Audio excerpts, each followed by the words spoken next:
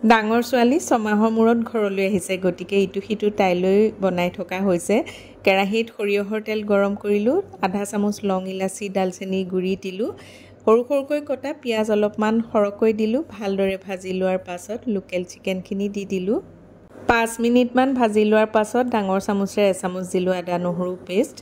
আকৌ কেঁচা গোন্ধ যোৱালৈকে ভাজি ললো চিকেনখিনি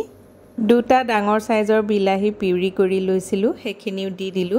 এতিয়া প্ৰায় 10 মিনিট মান মিডিয়াম ফ্লেমত ভাজি থাকিলো সোৱাদমতে দি দিলো নিমখ হালধি মিট মছলা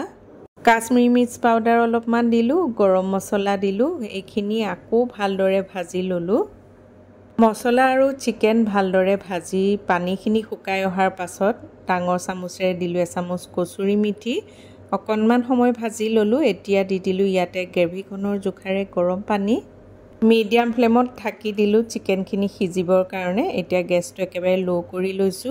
ডাঙৰ চামুচেৰে 2 চামুচ ক্ৰীম মিলাই দিলো খুব সুন্দৰকৈ চিকেনখিনি সিজি আহিলে এতিয়া ইয়াতে দি দিলো অকণমান ধনিয়াৰ পাত এই চিকেনটো আকৌ পোলাও লগত খাই বেছি ভাল লাগে গতিকে অলপমান পোলাও বনালো